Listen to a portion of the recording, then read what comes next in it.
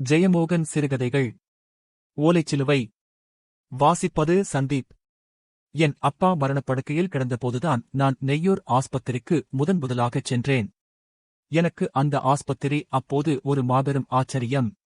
வெள்ளை வெளேரென்று இரட்டைப் பனைகளைப் போல எழுந்த தூண்கள் கொண்ட உயரமான கட்டிடத்தை பிரமித்துப் போய் அண்ணாந்து பார்த்துக் கொண்டு நின்றேன். அதன் உயரமான ஓட்டுக்கூரையின் 2 விளிம்புகளிலும் 2 சிலுவைகள் நின்றன.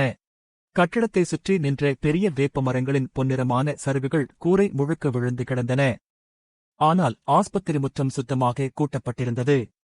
வாரியல் கோடுகள் அலையலையாக படிந்த மண்ணில் விதவிதமான காலடித்தடங்கள் கிடந்தன. தலையில் வெண்ணிற குல்லா வைத்து நீளமான காலுறைகளும் கவுன்களும் அணிந்த நர்சம்மாக்கள் கைகளில் வெவ்வேறு பொருட்களுடன் விரைவாக நடந்து சென்றார்கள். வெள்ளை நிறமான கால்சட்டை அணிந்து உயரமான மனிதர் ஒருவர் 2 காக்கி ஆடை பெண்கள் பின்னால் வேகமாக என்னை கடந்து சென்றார். அப்பகுதியே குளிர்ந்து கிடந்தது. நாசியை எரிக்கச் செய்யும் வினோதமான வாசனை அங்கே எழுந்தது. அதை நான் முழு கவனத்துடன் உள்ளே இழுத்து எனக்குள் நிரப்பிக் கொண்டேன். ஆஸ்பத்திரி வராண்டாவில் கருப்பு விளிம்பு கொண்ட மிகப்பெரிய வெள்ளை நிற வட்டிகை ஒன்று கம்பி முக்காலி மேல் அமர்ந்திருந்தது. உள்ளிருந்து வந்த ஒரு நர்சம்மா அதில் கைகழுவினாள். கைகழுவுவதற்கு சாப்பிடுவதை விட பெரிய தட்டு. அவள் சென்றதும் நான் அந்த தட்டை மெல்ல தொட்டுப் பார்த்தேன். அந்த வெண்மை நிறம் முட்டை ஓடு போலிருந்தது. அந்த வளைவில் இருந்த மென்மை என்னை பரவசப்படுத்தியது.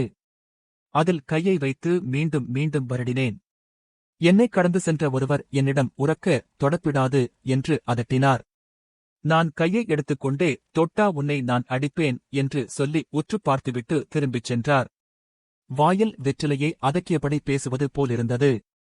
விசித்திரமான மனிதராக இருந்தார். அவர் முகம் தீயால் வெந்தது போல இருந்தது.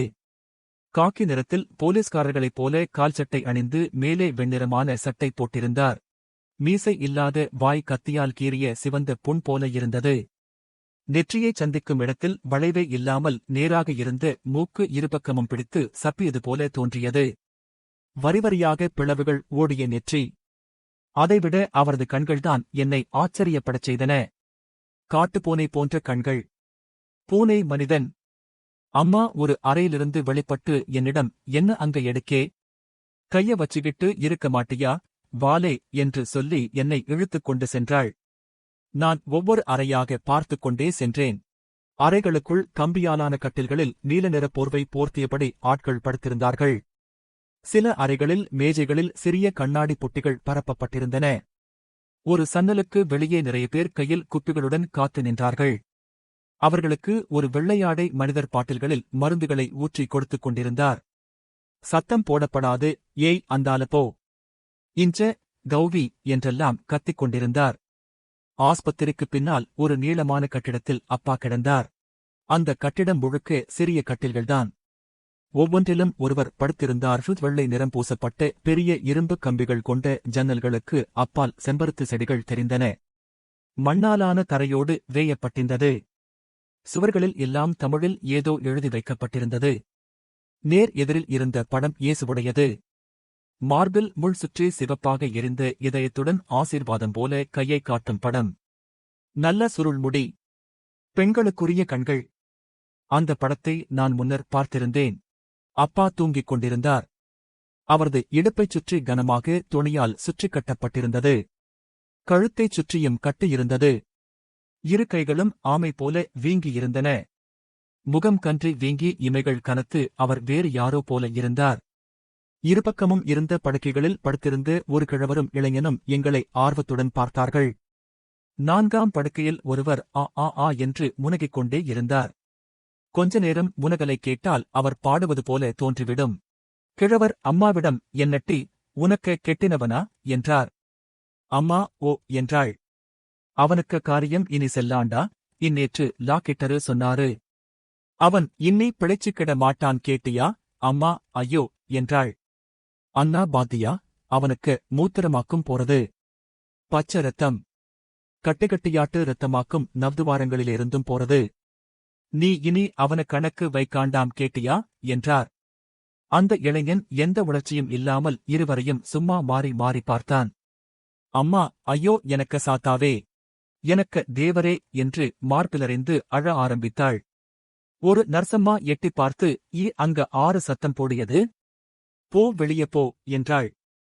தாயே எனக்கு பிள்ளைகளுக்கு ஆருமில்லை அம்மா என்று அம்மா மார்பில் அறைந்து மேலும் அழுதாள். வெளியே போறியா இல்லையா என்றாள் நர்ஸ். இந்த பஞ்சபாவி இந்த மாதிரி சொல்லுகானே, எனக்கு ராஜாவுக்கு அந்தி அடுத்தாச்சுன்னு சொல்லுகானே பேதியில போற நாயி என்று அம்மா அழுதாள். அந்த நர்சம்மா கருப்பாக திடமாக இருந்தாள். நேராக வந்து அம்மாவை புஜத்தில் பற்றி இழுத்துக்கொண்டு வெளியே விட்டு, அங்க நில்லு. உள்ள வரப்பிடாது. உள்ள வேறையும் நோயாளிகள் உண்டு என்றாள். அம்மாவும் நானும் வராந்தாவில் நின்றோம். பொன்னிறமாக உருண்டு கிடந்த வேப்பம்பழங்களை பொறுக்கி நான் தூணோரமாக வைத்தேன். அம்மா தூணில் சாய்ந்து அமர்ந்து கொண்டாள். ஒப்பாரி பாடுவது போல மெல்லிய குரலில் நீளமாக ஏதேதோ சொல்லி அழுதாள். திடீர் திடீரென்று மார்பில் ஓங்கி அரைந்து கொண்டு கதறினாள். அப்போது நர்சம்மா, தேய், அங்க என்ன சத்தம் என்று அதட்டல் போட்டபோது மீண்டும் குரலை தாழ்த்தினாள். நான் அம்மா மேல் சாய்ந்து கொண்டேன். அம்மாவின் மார்பில் போட்டிருந்த அழுக்கு துணி நனைந்து ஈரமாக இருந்தது. அந்த துணிக்கு அப்பால் அம்மாவின் மார்பு துடிப்பதை உடலால் கேட்டேன். திடீரென்று அம்மா என்னை உசுப்பி, லே உறங்குதியா? வேகம்போ, இந்த கால்சக்கரத்தை கொண்டு போய் சந்தமுக்கு சாத்தாவுக்கு போட்டுட்டு வா என்றாள். நான் அவள் தன் வேட்டிமடியில் இருந்து எடுத்த செம்புதுட்டை வாங்கிக் கொண்டேன். லே, என்னன்னு சொல்லி போடுவே? நான் பேசாமல் நின்றேன். அப்பனுக்கு சரியாகணும் சாத்தாவே. அனாதைகளாக்கும் சாத்தாவே. கெதியில்லாதவங்களாக்கும் சாத்தாவே. 8 குட்டிகளோடு தெருவிலே நிக்கேன் சாத்தாவேன்னு சொல்லி போடணும் என்னலே. சொல்லும்போதே மீண்டும் அழ ஆரம்பித்தாள். நான் தலையசைத்தேன். ஆஸ்பத்திரி முற்றம் வழியாக ஓடி தெருவுக்கு வந்தபோது என் மனம் முழுக்க அந்த ஒற்றைச் சக்கரம்தான் இருந்தது. அதைக் கொண்டு 8 தோசை தின்று ஒரு கருப்பட்டி காப்பி குடிக்க முடியும். பொரிகடலை வாங்கினால் 4 பேர் வயிறு முழுக்க தின்ன முடியும். இல்லை, உண்ணியப்பம் வாங்குவதா? 10 உண்ணியப்பம். என் வாய் நிறைந்து வெற்று மார்பில் வழிந்துவிட்டது. இடுப்பில் கட்டியிருந்த கிழிந்த துண்டை அவிழ்த்து மேலேற்றி மார்பை துடைத்துக் கொண்டு மீண்டும் இறுக்கிக் கட்டிக்கொண்டேன்.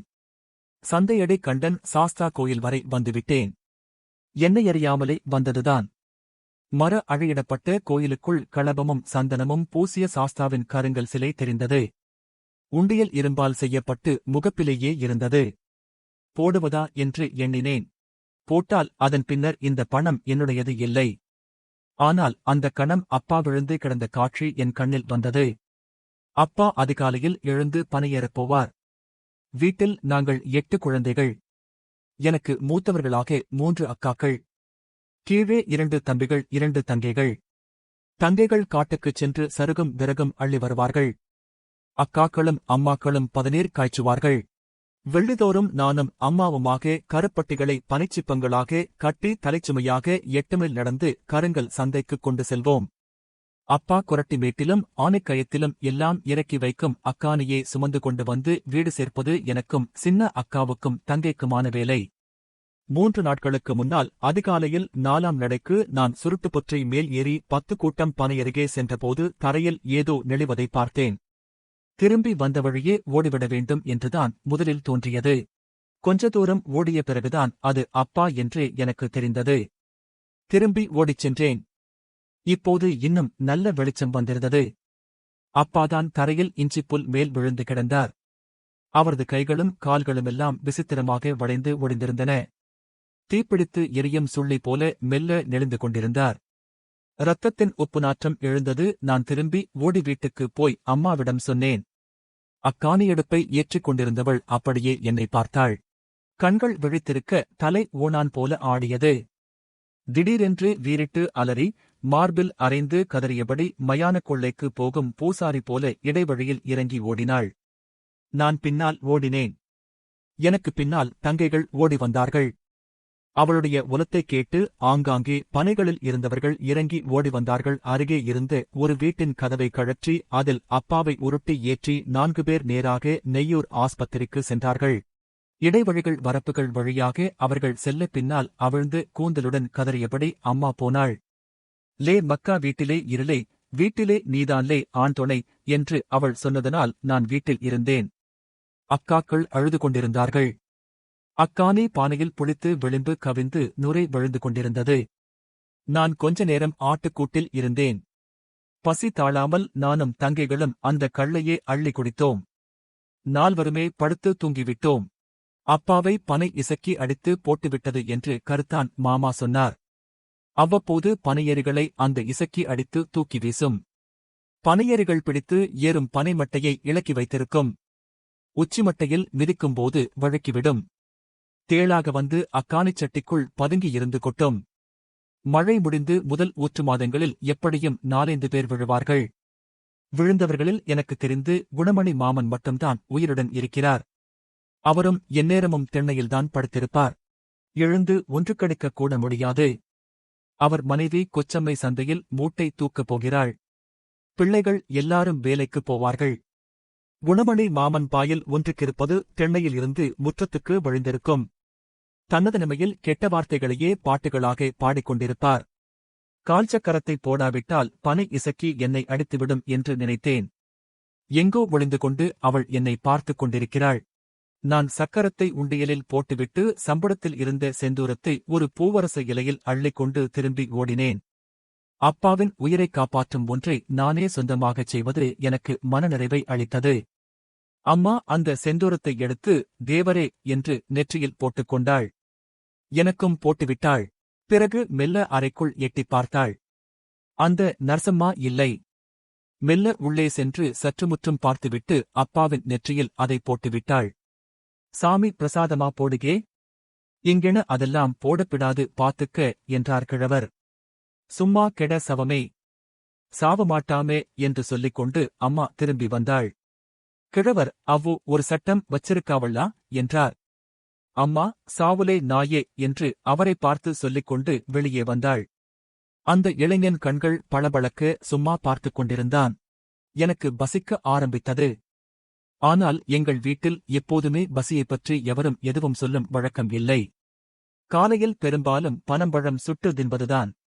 நான் அக்கானே கொண்டு வரும் வழியிலேயே கொஞ்சம் குடிப்பேன். மதியம் பெரும்பாலும் மரச்சீனி மயக்கியதும் கூடவே குடிப்பதற்கு தண்ணீர் நிறைந்த கஞ்சியும் இருக்கும். இன்னும் கொஞ்சம் கஞ்சி என்று கேட்டாலே அம்மா அகப்பையால் அடிப்பாள். நான் வராந்தாவில் கொஞ்ச தூரம் நடந்து பார்த்தேன். ஒரு பெரிய மண்பானையில் தண்ணீர் இருந்தது. அதை குடித்துவிட்டு திரும்பி வந்து அமர்ந்தேன். சாயங்காலம் ஆவதை அங்கே புரிந்து கொள்ள முடியவில்லை. ஆஸ்பத்திரி வராந்தாவில் எப்போதுமே நிழலும் இருட்டுமாகத்தான் இருந்தது. ஆனால் நிழல்கள் விலகி மறுபக்கம் பெரிய கட்டிடத்தின் அருகே சென்று கிடந்தன. பெரிய கட்டிடத்தில் இருந்து 4 பேர் நடந்து வந்தார்கள். அவர்களில் முன்னால் வந்தவர் நான் ஏற்கனவே பார்த்த பூனைக்கண்ணர். ஓட்டு கம்பெனியில் வேலை பார்க்கிறவர்களைப் போல செம்மண் நிறத்தில் இருந்தார். கைகளில் வெள்ளை நிறமான மயிர் முளைத்திருந்தது. செம்மண்ணில் புல் தளிர்விட்டது போல. அதே காக்கி நிக்கரும் வெள்ளை சட்டையும் போட்டிருந்தார். அம்மா அவரை பார்த்ததும் எழுந்து கையை கூப்பியபடி, சாயிப்பே, பாவங்களுக்கு தெய்வமே, சாயிப்பே, கைவிடப்பிடாது சாயிப்பே என்று அலறினாள். அவர் அவளுடைய அழுகையை பொருட்படுத்தியதாகவே தெரியவில்லை. நர்ஸ் மட்டும் சத்தம் போட்டா சாயிப்பு தோக்காலே விடுவச்சு போட்டுவாரு, சும்மா கெட என்றாள். அம்மா சாயிப்பே சாயிப்பே, பாவங்களுக்கு வேற ஒரு தெய்வமும் இல்ல சாயிப்பே என்று அழுதாள். அவர் எங்களை தாண்டிச் செல்லும்போது அவரது கண்கள் என்னை வந்து தொட்டுச் சென்றன. அவர்கள் ஓர் அறைக்குள் சென்று மறைந்தார்கள். அந்த அறையில் இருந்து ஒரு நர்சம்மா வந்து லே இன்னாலே சாயிப்பு கொடுத்தாரு என்று ஒரு ரொட்டியை எனக்கு கொடுத்துச் சென்றாள். நான் 4 பக்கமும் பார்த்துவிட்டு அதை வாங்கிக் கொண்டு ஓரமாகச் சென்று சுவர் நோக்கி அமர்ந்து வேகமாக தின்ன ஆரம்பித்தேன். பாதி ரொட்டி முடிந்த பிறகுதான் அதன் ருசியே எனக்கு தெரிய ஆரம்பித்தது. தரையில் உதிர்ந்து கிடந்த துணுக்குகளையும் பொறுக்கி வாயில் போட்டேன். அவற்றில் 1-2 துணுக்குகள் எறும்புகள் என வாயில் போட்ட பிறகே தெரிந்தது. மீண்டும் அம்மா பக்கத்தில் வந்து அமர்ந்தேன். அறைகளுக்குள் சுரைக்காய் வடிவில் கண்ணாடி போட்ட சிமினி விளக்குகளை ஏற்றி வைத்தார்கள். சிவந்த வேட்டை போல வாசல்கள் வழியாக விளக்கொளிகள் வராந்தாவில் விழுந்து கிடந்தன. அம்மா தனக்குள் மெல்ல அரற்றியபடி தூண் சாய்ந்து அமர்ந்திருந்தாள். வாசல் வெளிச்சங்களில் சட் சட்டென்று ஒளிவிட்டு இருண்டு மீண்டும் ஒளிவிட்டபடி ஒரு நர்சம்மா வந்து ஏதோ தேடுவது தெரிந்தது. அவள் எங்களைத்தான் தேடுகிறாள் என்று எனக்கு கொஞ்ச நேரம் கழிந்துதான் புரிந்தது. அம்மா என்று அவளை உசுப்பினேன். அவள் எழுந்த அசைவை நர்சம்மா கண்டு, ஏட்டி வா, உன்னைய சாயிப்பு தேடுறார் என்றாள். சாகிப்பின் அறைக்குள் நானும் அம்மாவும் உள்ளே நுழைந்தோம். அம்மா கைகூப்பி நடுங்கியபடி கதவைச் சாய்ந்து நின்றாள். சாகிப் என்னை ஒரு கணம் பார்த்து, வாயிலே கை வைக்கப்படாது, நான் அடிப்பேன் என்றார். நான் எடுத்துக்கொண்டேன். சாகிப் அறைக்குள் கைகழுவும் பாத்திரம் இருந்தது. சுவரில் இயேசு படம். இந்த பக்கம் 3 பெரிய குவியல்களாக உப்பு கொட்டி வைத்தது போன்ற ஒரு படம். மேஜை பெரிதாக இருந்தது. அதன் மேல் நிறைய பெரிய புத்தகங்கள், டப்பாக்கள். ஒரு கடிகாரம் டிக் டிக் டிக் என்று ஓடியது. சாகிப் அம்மாவிடம், உனக்கு எத்தனை குழந்தைகள் என்றார். அவர் ஒவ்வொரு சொல்லாக நிறுத்தி நிறுத்தி பேசினார். அம்மா, 8 சாயிப்பே. இவன் 4ஆமத்தவன். இவனுக்கு கீழே இன்னும் 4 குட்டிக கிடக்கு என்றார். இவன் என்ன படிக்கிறான்? எங்க படிக்கதுக்கு? இன்னைக்கு வரை இவனுக்கு ஒரு நேரம் வயிறு நிறைய கஞ்சி கொடுத்தது இல்ல. பின்ன என்ன படிப்பு? அப்பன் கூட சேர்ந்து அக்கானே சுமக்கான். சாகிப், மத்த பிள்ளைகள் என்ன செய்றாங்க என்றார். எல்லாம் இந்த கருப்பட்டி வேலைதான் சாயிப்பே. பனை கேர்த மனுஷன் இன்னா விழுந்து கிடக்கான். இனி நான் என்னன்னு ஜீவிப்பேன். சாமிகளுக்கு கருணை இல்லாம போச்சே. சாகிப் என்னையும் அம்மாவையும் மாறி மாறி பார்த்தார். பின்பு, உனக்கு கிட்டே ஒரு காரியம் சொல்லணும். உன் கெட்டினவன் இனிமே வாழ மாட்டான். அவனுக்கு லிவர் கிழிஞ்சிருக்கு. ரத்தம் கட்டியாயிட்டது. இன்னைக்கு இல்லாட்டி நாளைக்கு செத்துப் போயிடுவான் என்றார். அம்மா பிரமித்தவள் போல அப்படியே பார்த்துக்கொண்டு நின்றாள். என்னாலே ஒண்ணும் பண்ண முடியாது என்றார் சாகிப் மீண்டும். அம்மா உரக்க மூச்சுவிட்டுக் கொண்டு அப்படியே குந்தி அமர்ந்துவிட்டாள். அவள் முகத்தை பார்த்தால் அவளும் அப்போதே செத்துவிடுவாள் என்ற எண்ணம் எனக்கு ஏற்பட்டது. நான் அவளோடு ஒட்டிக்கொண்டேன். அம்மா மெல்ல கண்களை துடைத்துக் கொண்டு எழுந்தாள். சரி, அதாக்கும் விதின்னா அப்படி நடக்கட்டு. செத்தா இங்க வல்ல இடத்திலையும் குழிச்சு போடுங்க சாயிப்பே. வல்ல தெங்குக்கோ வாழைக்கோ உரமா போவட்டும். சீவிச்ச நாளு முழுக்க மனசறிஞ்சு ஒரு வாயு கஞ்சி குடிச்சாத மனுஷனாக்குமே. கிட்டினதெல்லாம் பிள்ளைகளுக்குன்னு கொண்டு வந்து கொடுத்தவனாக்குமே. இனி அவனுக்கு இரத்தமும் சதையும் எல்லாம் வேறு உறிஞ்சி தின்னட்டு. அவள் தொண்டை அடைத்தது. அவனை தின்னு வளாந்துவார மரமெல்லாம் நல்லா காய்க்கும் சாயிப்பே. உதடுகளை கடித்துக் கொண்டு தன்னை அடக்கியபடி கையெடுத்து கும்பிட்டு அம்மா கிளம்பினாள். சுமையெடுப்பவர்களின் ஓட்டம் போல அம்மா முற்றத்தில் ஓட நான் பின்னால் சென்றேன். பின்பக்கம் யாரோ ஓடி வருவது தெரிந்தது. நிக்கர் அணிந்த ஒரு ஆஸ்பத்திரி வேலையாள். ஏட்டி சாயிப்பு வெளிக்காரு என்றான். அம்மா நின்று, நான் அடுத்த சென்மத்திலே வந்து சாபிப்புக்க காலிலே விழுந்து 1000 கும்பிடு போடுகேன்னு சொல்லும்பே என்ற பின் மேலும் நடந்தாள். அவன் உரக்க, ஏட்டி சாயிப்பு வெளிச்சா போவனும், அதாக்கும் இங்க சட்டம், கேட்டியா என்றான். இம்முறை அம்மா அழாமல் திடமாக உள்ளே சென்று நின்றாள். சாகிப் என்னை கொஞ்ச நேரம் பார்த்தார். பின்பு, நீங்க பிணத்தை விட்டுட்டு போனா அதை கிறிஸ்தவமா மாத்தித்தான் அடக்கம் பண்ணுவோம் என்றார். பண்ணுங்க சாயிப்பே. கும்பி காய்ஞ்சவனுக்கு எல்லா சாமியும் கல்லாக்கும். சாகிப் மீண்டும் என்னை பார்த்தார். அப்ப நீங்க எல்லாரும் மதம் மாறலாமே? மதம் மாறினா உங்க வாழ்க்கைக்கு ஒரு வழி தெரியும். இந்த பையனுக்கு லண்டன் மிஷனிலே சொல்லுறேன். இங்கே வேலை போட்டு கொடுக்க சொல்லுறேன். அம்மாவுக்கு அவர் சொன்னது புரியவில்லை. அவர் நிறுத்தி நிறுத்தி குழறிய குரலில் பேசினார்.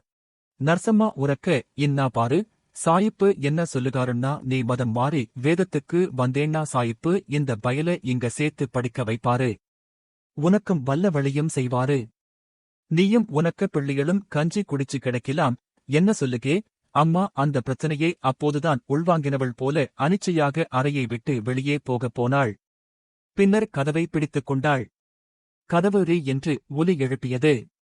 என்ன சொல்றே என்றார் சாகிப். அம்மா ஏதோ சொல்ல வந்தாள். என்னை பார்த்தாள். பிறகு, சாயிப்பே, எனக்கு அப்பன் இண்டேரி சங்கரன் நாடாராக்கும். 8 தலைமுறையா எங்க கரையிலே பேரு கேட்ட பூசாரி குடும்பம். ஏழுமையும் பத்ரகாளியும் இருந்து அனுக்கிரகிக்குத பிரேடமும் குடிலும் இப்பமும் எனக்கு இண்டேரியிலே இருக்கு. அப்பனையும் அம்மையையும் காட்டிலும் சாமிகளை கண்டு வளர்ந்தவளாக்கும். வேண்டாம் சாயிப்பே. சாயிப்பு என் மேலே இறக்கப்பட்டு கேட்டதுக்குண்டான கடனை நான் அடுத்த சென்மத்திலே அடைக்குதேன். நானும் என் பிள்ளைகளும் கஞ்சி இல்லாம சாகணும்னு அந்த தெய்வங்க நினைச்சா அப்படி நடக்கட்டு. நீ போறதைக் கண்டு நான் பயந்தேன். நீ சாவுகதுக்கு போனே என்றார் சாகிப். அதைக் கேட்டு அம்மா அனிச்சையாக திறந்த வாயில் கையை வைத்துக்கொண்டு பேசாமல் நின்றாள். சரி, நீ பூசாரி குடும்பம். இந்த குழந்தை என்ன தப்பு செய்தான்? அவனை ஏன் கொல்லுரே? அம்மா என்னை பார்த்துவிட்டு, சரிதான் என்றாள். லே கொச்சப்பி, உனக்கு பிடிச்சிருந்தா நீ வேதத்துக்குப் போ. சாயிப்பு உனக்கு சட்டையும் ரொட்டியும் தருவாரு என்றாள். நான் சாகிப்பை பார்த்துவிட்டு அம்மாவின் வேட்டியை பிடித்துக் கொண்டு வேண்டாம் என்றேன். லே என்றாள் அம்மா. வேண்டாம் எக்கு வேண்டாம் என்று நான் அம்மாவை உலுக்கினேன். எனக்கு அழுகை வந்தது. கண்ணீருடன் முகத்தை அம்மாவின் மடியில் புதைத்துக் கொண்டேன். சாகிப், சரி, நல்லா யோசிச்சு பாரு. உனக்கு ஒரு வழி இங்க திறந்திருக்கு என்றார். இப்ப உனக்கு 5-10 ரூபா நான் நினைச்சா கொடுத்திருவேன். ஆனா நான் இல்லேன்னாலும் உனக்கு எப்பமும் சகாயம் வேணுமானா வேதத்திலே சேர்ந்தாத்தான் முடியும் என்றார். அம்மா, வாரேன் சாயிப்பே என்றபின் திரும்பி வெளியே ஓடினாள். நானும் பின்னால் சென்றேன். இருட்டுக்குள் இரு பேய்கள் போல நடந்தோம். வானம் முழுக்க நட்சத்திரங்கள். வயல்களில் இருந்து சீவடுகளின் ஒலியும் தவளைக்கூக்குரல்களும் கேட்டுக்கொண்டிருந்தன. வரப்பு ஓரங்களில் இருந்து மின்மினிகள் எழுந்து இளநீலம் இளமஞ்சள் என நிறங்கள் மாறி மாறி தெரிய மின்னி மின்னி சுழன்று பறந்தன. வரப்புகளில் சேற்றில் மிதித்து நண்டு குழிகளில் தடுமாறி இடைவழிகளில் கூழாங்கற்களில் காலிடறி வீட்டுக்கு வந்து சேர்ந்தோம். வீடு இருட்டுக்குள் கிடந்தது. ஆனால் எல்லாரும் தூங்காமல் விழித்திருந்தார்கள். அம்மா சென்றதுமே படுத்துக் கொண்டாள். நான் அக்காவிடம் நீ என்ன சாப்பிட்டே என்றேன். காலம்பர பனம்பழம் 4-5 கிட்டிச்சு. சுட்டு பிள்ளைகளுக்கு கொடுத்தேன். நான் ரொட்டி தின்றதை நினைத்துக் கொண்டேன்.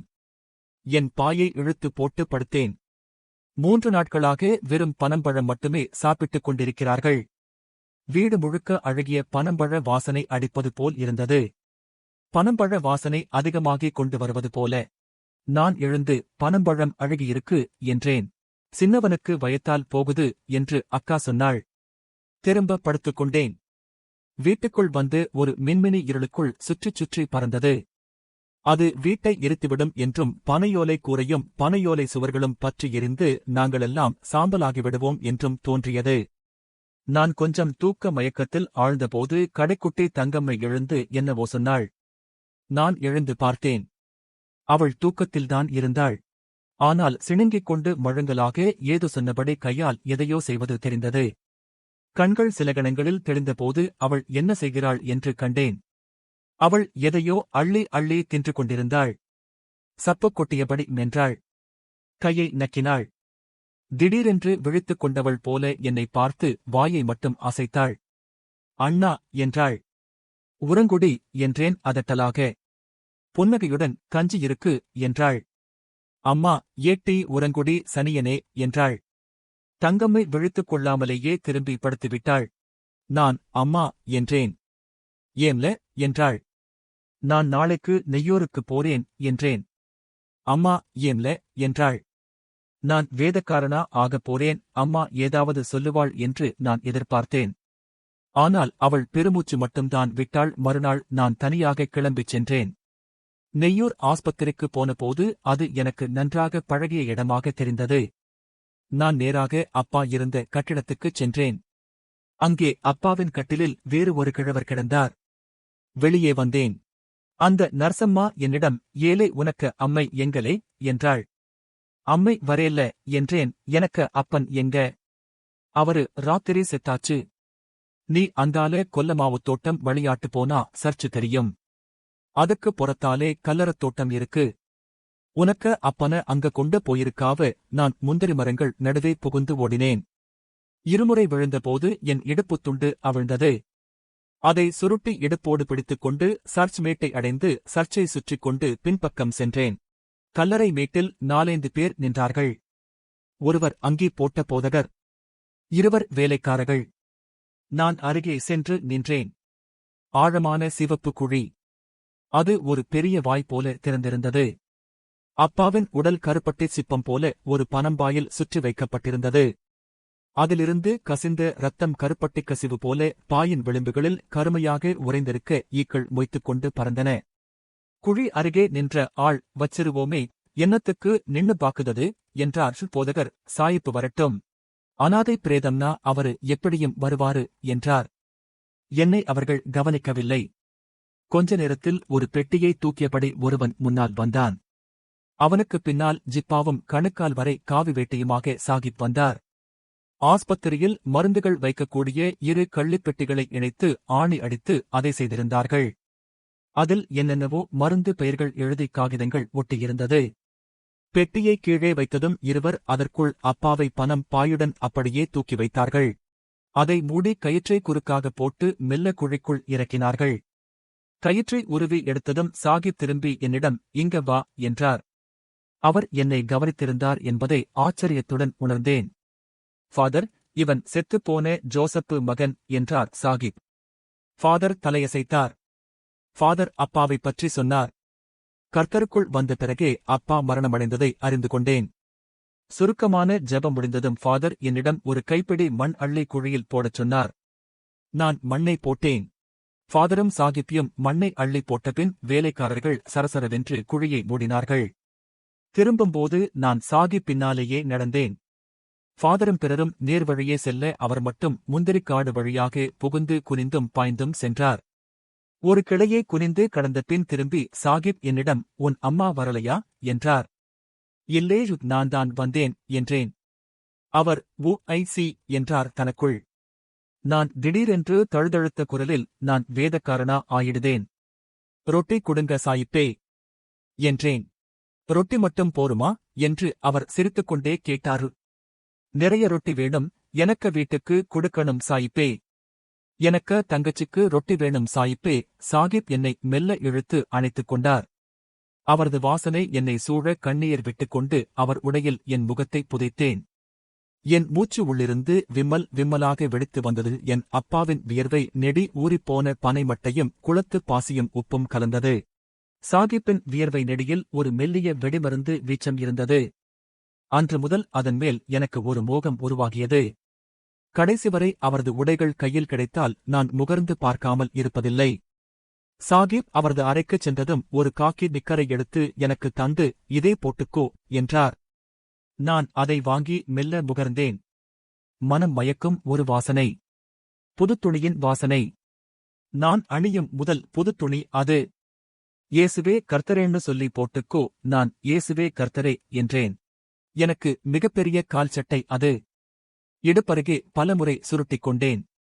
சாகிப் சிரித்தார், நானும் சிரித்தேன். துரை, சோறு தின்னுட்டா சரியாயிடும் என்றார். சாகிப் பைப்பிளை எடுத்து பிரித்தார். இங்கே வா என்றார். நான் அருகே சென்றதும் என் தலைமேல் கை வைத்து பைப்பிள் வாசகங்களை உரக்க வாசிக்க ஆரம்பித்தார். அவ்வாறு நான் கிறிஸ்தவனாக ஆனேன். என் பெயர் ஜேம்ஸ் டேனியேல். என்னை மதம் மாற்றியவர் நெய்யூரின் புகழ்பெற்ற மருத்துவரான doctor Theodore Howard Somervell. Doctor Theodore Howard Somervell. ஊரில் அவரை சாமுவல் என்று சொன்னார்கள். நான் அவரது வரலாற்றை தெரிந்து கொண்டது மேலும் 4 வருடங்கள் கழித்துதான். அவர் தன்னைப் பற்றிச் சொல்லக்கூடியவர்ல, செயலே உருவான மனிதர். மிகக் குறைவாக பேசக்கூடியவர். எப்போதும் வாசித்துக் கொண்டிருப்பார். பைப்பிள் தவிர வேறொன்றும் வாசிக்காத வெள்ளைக்காரர்கள் போல அல்ல. அவருக்கு ஷேக்ஸ்பியர் மேல் தணியாத மோகம் இருந்தது. அவரது மேஜை மேல் எப்போதும் ஷேக்ஸ்பியரின் தோல் அட்டை போட்ட பெரிய தொகை நூல் இருக்கும். பேச்சில் ஷேக்ஸ்பியர் வரிகள் சாதாரணமாக வரும். சென்னையில் இருந்து நேரடியாக புத்தகங்களை வரவழைத்து வாசிப்பார். வெள்ளிதோறும் நாகர்கோயில் சென்று அதை பெற்று வருவார். அவரது சொந்த நூலகம் மிகவும் பெரியது. அதில் டிக்கன்ஸ், தாக்கரே, ஜார்ஜ் எலியட் என ஒரு வரிசை, டபிள்யூ ஜேக்கப்ஸ், மேரி கெரெல்லி என இன்னொரு வரிசை. அவற்றில் கணிசமானவற்றை நான் பின்னர் வாசித்திருக்கிறேன். அந்த நூல்கள் அனைத்தும் அவருக்கு பின்னர் ஸ்காட் கிறித்தவக் கல்லூரி நூலகத்துக்குச் சென்றன. சாமர்வெல்லுக்கு இசை ஆர்வம் உண்டு. என்ன காரணத்தாலோ இந்திய இசை அவர் காதுக்குள் நுழையவே இல்லை. ஆனால் மேல இசையிலும் காஸ்பல் இசையிலும் பெரும் பித்து உண்டு. அவரிடம் கண்ணங்கரிய ஊமத்தை மலர் போன்ற கிராமபோன் கருவி ஒன்றிருந்தது. அவருக்கு இசைத்தோழராக நாகர்கோயில் ஸ்காட் கல்லூரி முதல்வர் ராபின்சன் துரை இருந்தார். இசைத்தட்டுகளுடன் அவர் ஞாயிறு மதியம் வருவார். இரவாவது வரை அவற்றை மீண்டும் மீண்டும் போட்டுக் கேட்டுக்கொண்டு கையில் ஒரு பிராந்திக் கோப்பையுடன் கனவில் போல அமர்ந்திருப்பார்கள். சாமர்வெல் பியானோவும் ஓபோவும் வாசிப்பார். சாமர்வெல் இங்கிலாந்தில் வெஸ்ட்மோர்லேண்டில் கெண்டால் என்ற ஊரில் பிறந்தார். அதை அவரது ஃபைலில் பார்த்தேன். அவருடைய பெற்றோர் செருப்பு தயாரிக்கும் தொழிற்சாலை வைத்திருந்தார்கள். அதை ஒருமுறை அவரே சொன்னார். நாகர்கோயிலைச் சேர்ந்த நாகராஜ ஐயர் என்பவர் விரைவிக்க அறுவை சிகிச்சைக்காக வந்து படுத்திருந்தார். அவனருகே செருப்பு தைக்கும் செம்மான் ஒருவனை படுக்க வைத்து விட்டார்கள் என்று புகார் சொன்னபோது, நான் ஒரு செருப்பு தைக்கிறவன் தெரியுமா ஐரே என்றார். பொய் சொல்லாதீங்க சாயிப்பே என்றார் ஐயர். இல்லை, எங்க குடும்பம் செருப்பு தைச்சு விக்கிற ஆலை வச்சிருந்தாங்க என்றார். ஐயர், ஆலைதானே என்று சொல்லி உடனே கண்ணை மூடிக்கொண்டார். சாமர்வில் அபாரமான விளையாட்டு வீரராக இருந்திருக்கிறார். தினமும் ஆஸ்பத்திரிக்கும் சர்ச்சுக்கும் நடுவே உள்ள மைதானத்தில் அவர் பேட்மிண்டன் விளையாடுவார். அவருடன் விளையாடுவதற்காக வேறு வெள்ளைக்காரர்கள் நாகர்கோயிலில் இருந்து வருவார்கள். நான் பார்க்கும்போதே அவருக்கு 50 வயது தாண்டிவிட்டிருந்தது. ஆனால் அவருடன் எவராலும் விளையாடி வெல்ல முடியாது. அவருக்கு எதிராக விளையாடுபவர்கள் ஒவ்வொருவராக களைத்து அமர்ந்துவிட மேலும் மேலும் புதியவர்களுடன் அவர் ஆடுவார்.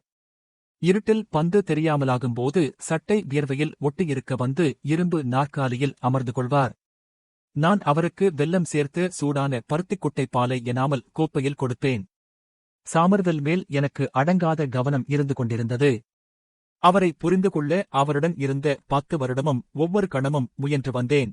அவரது ஃபைல்களை ஒருமுறை லண்டன் மிஷன் தலைமையகத்துக்குச் சென்றபோது ஒருவரிடம் கேட்டு ரகசியமாக வாசித்தேன். அவர் கேம்பிரிட்ஜின் கான்வில் காயஸ் கல்லூரியில் மருத்துவம் பயின்றாவர்.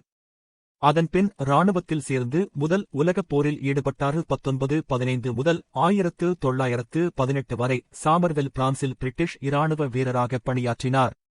காப்டன் பதவியை அடைந்தபின் விருப்பப் பணி ஓய்வு பெற்றார். அப்போது அவருக்கு 28 வயது. தனது இராணுவ வாழ்க்கை பற்றி சாமர்வெல் ஒருபோதும் பேசியதில்லை. ஒரே ஒருமுறை மட்டும் அவர் ஓர் அனுபவத்தைச் சொன்னார்.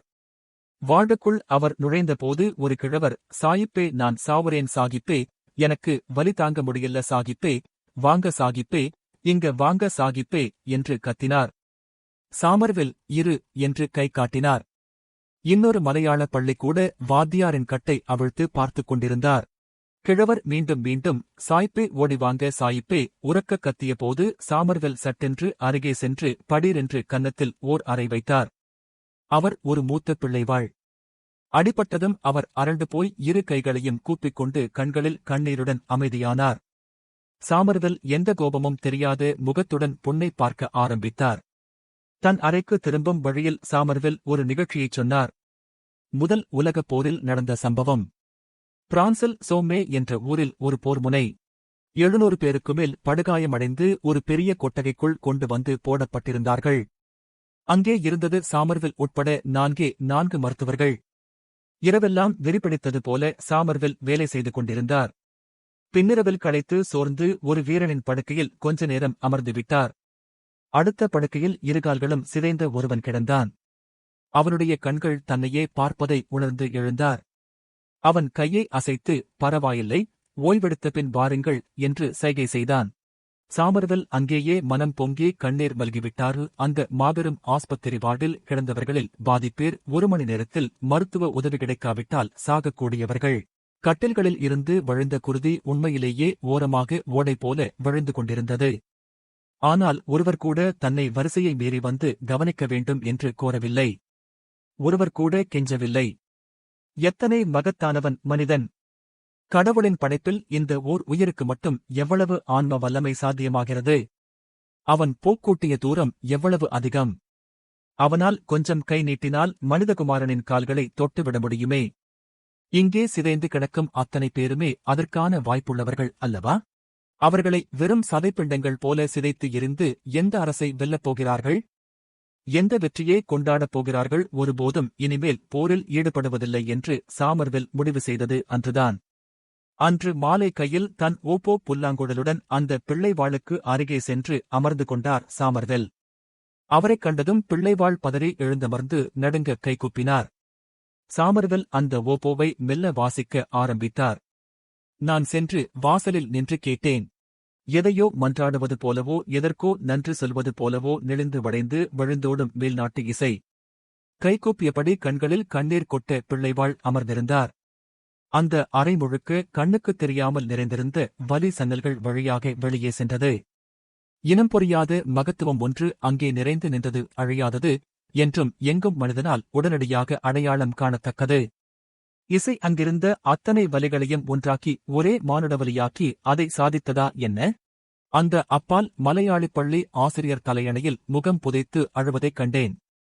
நான் முதலாக சாமர்வெல் அறைக்குள் நுழைந்தபோது அவரது அறைச்சுவரில் கண்ட புகைப்படம் இமயமலை முகடுகளுடையது என பின்னர் அறிந்தேன். அதில் நடுவில் இருந்த சிகரத்தின் பெயர் எவரெஸ்ட்.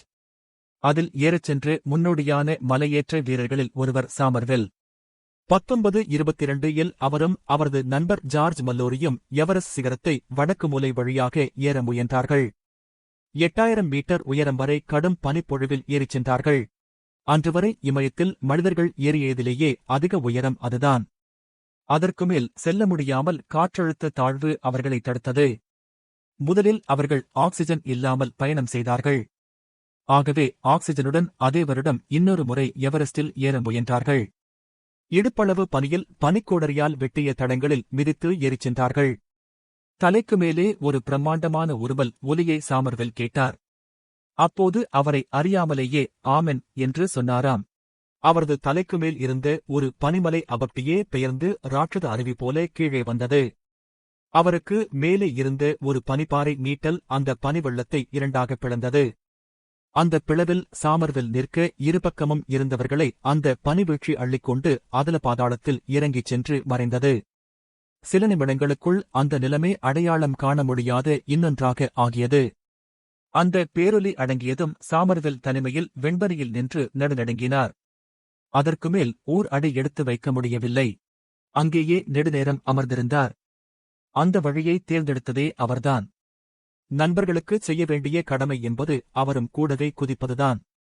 குதிக்க முடிவெடுத்து எழுந்தவர் திரும்பும்போது மேலே தெரிந்த அந்த பனிப்பாறை நீட்டலை கண்டார்.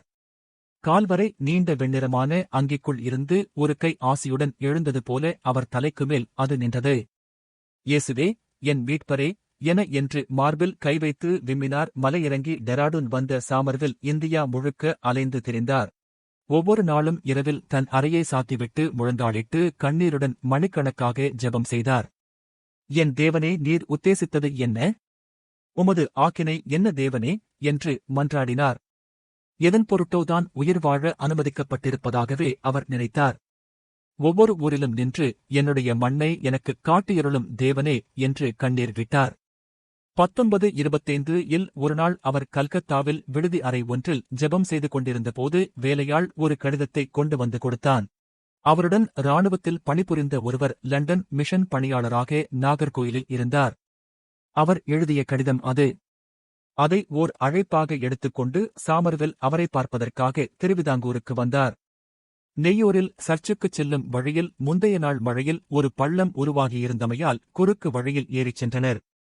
அங்கே மிகச்சிறிய மிஷன் ஆஸ்பத்திரி ஒன்று அன்று இருந்தது. சாமர்வெல் அங்கே திருவிழா போல கூட்டம் கூடியிருப்பதைக் கண்டார். என்ன என்று விசாரித்தபோது அது மருந்து வாங்க வந்த நோயாளிகளின் கூட்டம் என்று சொன்னார்கள். அங்கே அன்று ஒரே ஒரு மருத்துவரும் ஒரே ஒரு கம்பவுண்டரும் மட்டுமே இருந்தார்கள். ஒவ்வொரு நாளும் 3000 பேர் அங்கே மருத்துவத்துக்கு வந்தார்கள்.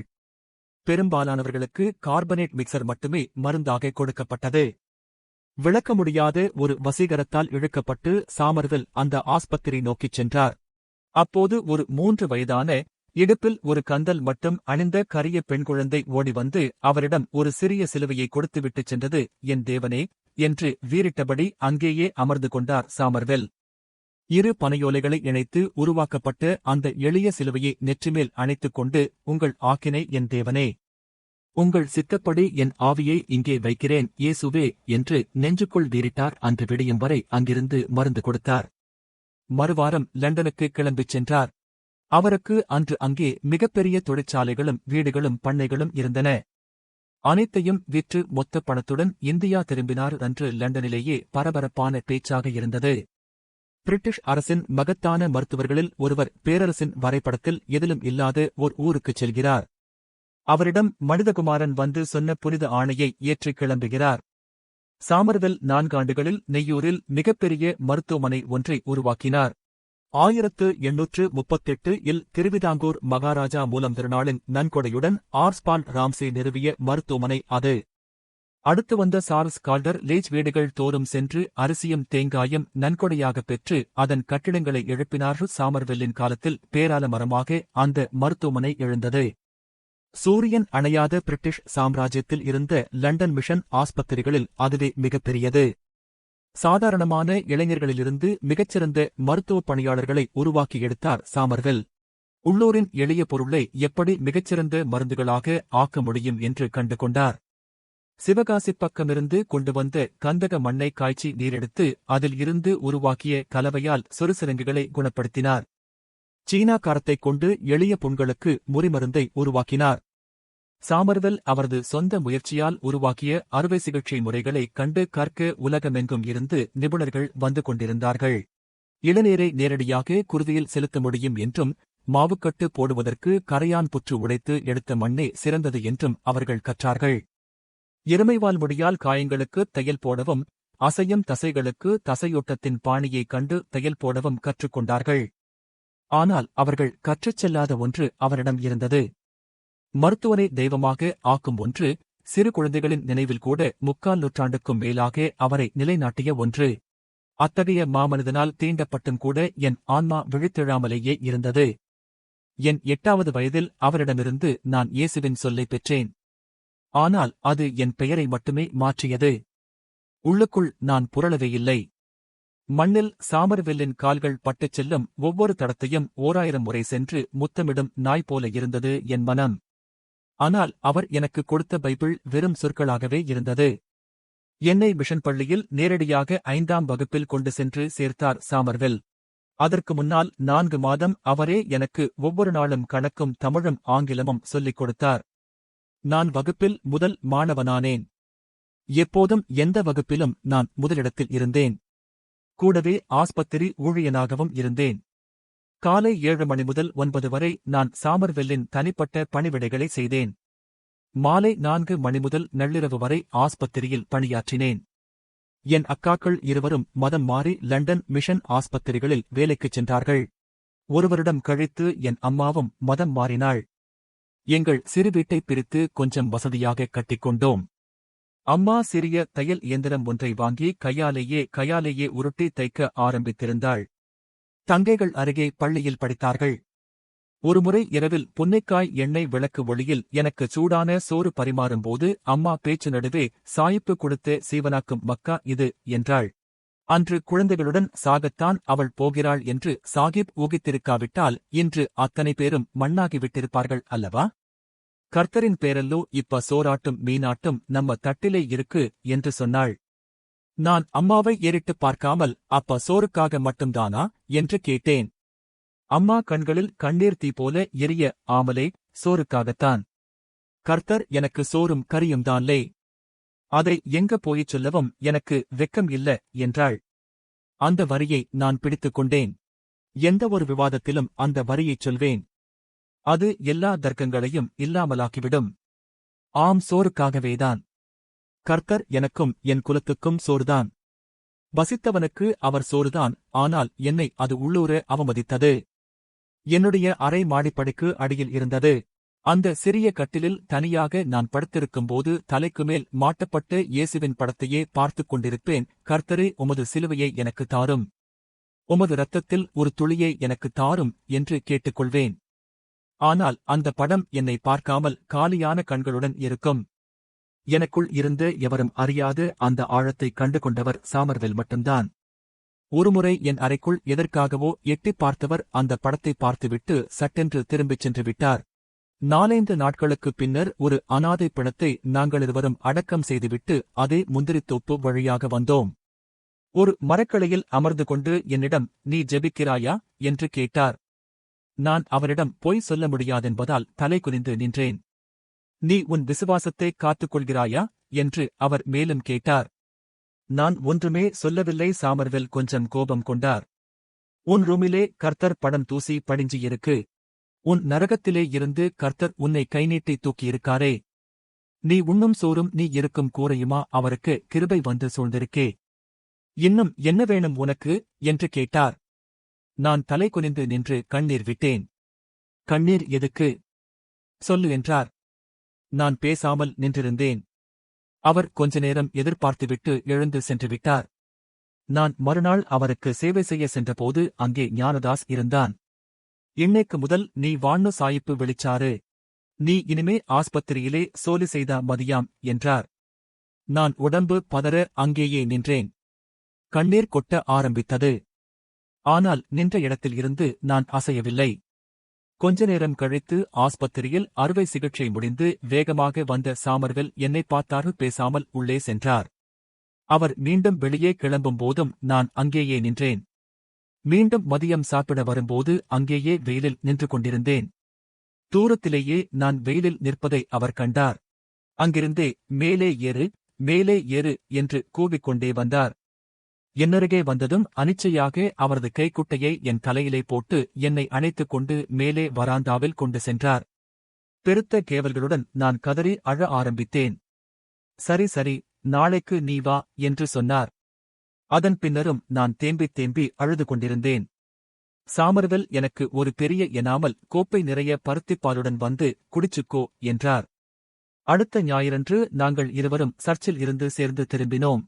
சாமர்வெல் என்னிடம் ஏதும் கேட்பார் என நான் நினைக்கவில்லை. கேட்கக்கூடாதென அவர் நினைத்துவிட்டால் கேட்க மாட்டார். நான் அவர் கையை பிடித்து இழுத்ததும் நின்றார். சடசடவென்று நானே பேச ஆரம்பித்தேன். டாக்டர் கிறிஸ்து எனக்கு சோறும் துணியும் வீடும் தந்திருக்காரு. ஆனா இதுக்காக நான் அவருக்கு நன்றிதான் சொல்ல முடியுது. என்னால விசுவாசிக்க முடியலை. சோறு எனக்கு வயிற்றுக்குத்தான் போவுது டாக்டர். எனக்கு ஆன்மாவுக்கு போகல. நான் என்ன சொல்கிறேன் என்று எனக்கு தெரியவில்லை. நீங்கதான் எனக்கு கிறிஸ்து. நான் கிறிஸ்துவ விசுவாசிக்கல, நான் உங்களை விசுவாசிக்கிறேன். உங்களுக்கு எனக்கு ஆன்மாவை கொடுத்திடுறேன். அதன்பின் என்னால் பேச முடியவில்லை. அழுதபடியே ஓடிச் சென்றேன். சாமர்வெல் அங்கேயே சில நிமிடங்கள் நின்றுவிட்டார். மறுநாள் எனக்கு அவர் ஒரு கடிதம் கொடுத்தனுப்பியிருந்தார். ஆங்கிலத்தில், நீ சொன்னதை நான் முழுமையாக புரிந்து கொள்கிறேன். உனக்கு வேண்டிய கிறிஸ்து இன்னும் பெரியவர். கிறிஸ்து நாம் அறியும் அளவுக்கு சிறியவர் அல்ல, அவர் முடிவில்லாதவர். அவரை நான் உனக்கு சரியாக அறிமுகம் செய்யவில்லை என்று நினைக்கிறேன். ஒருவேளை அதற்கான தகுதி எனக்கு இல்லாமல் இருக்கலாம். ஆனால் கிறிஸ்து உன்னருகே வரவேண்டும் என்று நான் தினமும் ஜெபிப்பேன் என்று எழுதியிருந்தார். அந்த குறிப்பை கைநடுங்க நெடுநேரம் வைத்திருந்தேன். எழுந்து ஓடிப்போய் அவர் கால்களில் விழுந்து, நான் விசுவாசிக்கிறேன், முழுமனசோடு விசுவாசிக்கிறேன் என்று கூக்குரலிட வேண்டும் என்று மனம் பொங்கியது. ஆனால் அவரிடம் என்னால் பொய் சொல்ல முடியாது. அவரிடம் யாருமே பொய் சொல்ல முடியாது. அவரது கண்களின் நேர்மையைப் போல அன்று நெய்யூரில் அஞ்சப்பட்ட பெரிதொன்று இருக்கவில்லை. அதன்பின் 6 வருடங்கள் நான் அவரிடம் வேலை பார்த்தேன். என் அக்காக்கள் திருமணமாகிச் சென்றார்கள். நான் 11ஆம் வகுப்பு முடித்து ஸ்காட் கிறித்தவக் கல்லூரியில் சேர்ந்தேன். அப்போதும் நான் சாமர்வெல் டாக்டரின் உதவியாளராகத்தான் வேலை பார்த்தேன். நானே ஒரு நல்ல டாக்டர் என்று ஊரில் பேச்சிருந்தது. எங்கு சென்றாலும் என்னிடம் மருந்து கேட்க ஆரம்பித்தார்கள். ஆகவே நான் கையில் எப்போதும் அவசியமான அடிப்படை மருந்துகளை வைத்திருந்தேன். சில இடங்களில் என்னிடம் நோயாளிகளுக்காக ஜெபம் செய்யும்படி கேட்பார்கள். நான் திறமையாக அதை நிகழ்த்துவேன். அந்த சொற்றொடர்களின் ஓசை நயமும் செயற்கையான ஒருக்கமும் எனக்கு நன்றாகவே பழகிவிட்டிருந்தன. ஆனால் ஒருபோதும் சாமர்வெல் முன்னால் அதைச் செய்வதில்லை. சாமர்வெல் மேலும் மேலும் நெய்யூர்காரராக ஆனார். அவரை பிறரிடமிருந்து வேறுபடுத்திய எல்லா அடையாளங்களும் இல்லாமலாகிக் கொண்டே இருந்தன. அவர் விளையாடுவதை விட்டார். அரைக்கால் சட்டை போடுவதை விட்டு காவி வேட்டியும் ஜிப்பாவும் போட ஆரம்பித்தார். கால்களில் சப்பாத்துகளுக்கு பதில் சாதாரண டயர் செருப்பு போட்டுக் கொண்டார். இலையில் மீன் குழம்பு விட்ட சோற்றை பிசைந்து கைகளால் உண்டார். தரையில் சப்பனமிட்டு சாதாரணமாக அமர்ந்து புத்தகங்கள் வாசித்தார். ஒவ்வொரு நாளும் சாயங்காலங்களில் கையில் பைபிளும் பெரிய காக்கித் துணிப்பையுமாக கிராமங்கள் தோறும் ஊழியத்திற்காகச் சென்றார். அவரை இடைவழிகளில் பார்த்தால் 4 பக்கமிருந்தும் கிறிஸ்தவர்களும் இந்துக்களும் முஸ்லிம்களும் ஓடிக்கூடுவார்கள். அவர் ஒரு ஆளில்லாத இடத்தின் பாலத்தின் மேல் கொஞ்ச நேரம் அமர்ந்தால் கூட வெள்ளட்டட்டியை மொய்க்கும் ஈக்கள் போல மக்கள் அவரைச் சுற்றி கூடிவிடுவார்கள். சாலையில் செல்பவர்களுக்கு அவர் நடுவே இருப்பதே தெரியாது. அத்தனை வருடம் அவர் தமிழ் பேசியும் கூட அவர் பேசுவது மக்களுக்கு கொஞ்சம்தான் புரியும். ஆனால் இயேசுவையே வழியில் கண்டது போல கைகளைக் கூப்பி கண்ணீர் விட்டுக்கொண்டு அவர் முன் அமர்ந்திருப்பார்கள். அவரது உடைகளையும் கால்களையும் தொட்டு கண்களில் ஊற்றிக்கொள்வார்கள். அவர் நடந்து போன இடத்தில் அவரது செருப்புத் தடத்தில் இருந்து மண்ணை எடுத்து முந்தியில் முடிந்து கொள்வார்கள். திரும்பும்போது அவர் சாலையிலிருந்து பக்கவாட்டில் நுழைந்து ஏதேனும் இருண்ட புதற்காட்டுக்குள் செல்வார். அவருக்கு பூச்சிகள் பாம்புகள் எதையும் பயமில்லை. ஏதோ ஒரு வயதில் அவர் அச்சம் என்பதையே முழுமையாக கடந்துவிட்டிருந்தார். இருள் நிறைந்த தோட்டத்திற்குள் இலையடர்வுக்குள் பாறையிலோ மரக்கிளையிலோ அமர்ந்து ஓப்போவை இசைப்பார். அதை அப்போது இயேசுவன்றி எவருமே கேட்க மாட்டார்கள். கரைந்து கரைந்து காலியான பின் எப்போதோ திரும்ப வந்து தன் அறையில் அவர் படுத்துக் கொள்வார். ஒருநாள் நான் ஆற்றருகே இடைவழி வழியாக ஒரு நோயாளியை பார்த்துவிட்டு வரும்போது வழியோரத்தில் கரியன் என்ற கிராமத்துக் கிழவர் கைகளை கூப்பிக் கொண்டு குந்தி அமர்ந்திருப்பதை என் கைவிளக்கு ஒளியில் பார்த்தேன். மலம் கழிக்கிறார் என்றால் அவர் தோட்டத்தை பார்த்து திரும்பி இருக்க வேண்டியதில்லை. அரைக்கணம் கழித்தே தொலைவில் சாமர்வெல்லின் ஓப்போவின் இன்னிசை காற்றில் கரைந்து கொண்டிருப்பது கேட்டது. நான் என் விளக்கை அணைத்துக் கொண்டு அப்படியே அவருக்கு அருகே அமர்ந்து கொண்டேன். இருளுக்குள் இருந்து பாடலாகவோ சொல்லாகவோ ஆகாத இசை வந்து கொண்டிருந்தது. இசை சில சமயம்தான் தூய உணர்ச்சி மட்டுமாக ஆகும். வெறும் ஆன்மா மட்டுமாக காற்றில் நிற்கும். அந்த கல்வியறிவற்ற அரை நிர்வாண கிழவரும் நானும் எங்களையும் இந்த மானுடத்தையும் ஒட்டு மொத்தமாக பிணைத்திருக்கும் தூய்மையான ஒன்றால் கட்டுண்டு உடல் நீரெல்லாம் கண்ணீராக வழிய அங்கே அமர்ந்திருந்தோம். அது 1949. குமரி மாவட்டத்தை காலரா தாக்கியது. மழை மிகுந்த இந்த மாவட்டத்தில் காலரா எப்போதும் ஏதோ வடிவத்தில் இருந்து கொண்டிருந்தது. அதை இங்கே நீர்க்கம்பு என்பார்கள். நீர்க்கம்பம் என்ற சொல்லின் மரூ அது. கம்பம் என்றால் அதிகப்படியானது என்று பொருள். எப்போதும் முதலில் அது கொல்லங்கோடு கடற்கரையைத்தான் முதலில் தாக்கும். கடற்கரையில் இருந்து மீன் வழியாக உள்நாடுகளுக்கு பரவும். உள்நாட்டில் சாம்பவர் புலையர்களின் சேரிகளில் பரவிய 2ஆம் நாளே பல உயிர்களை வாங்கிவிடும். அப்போது அதற்கு மருந்து ஏதுமில்லை.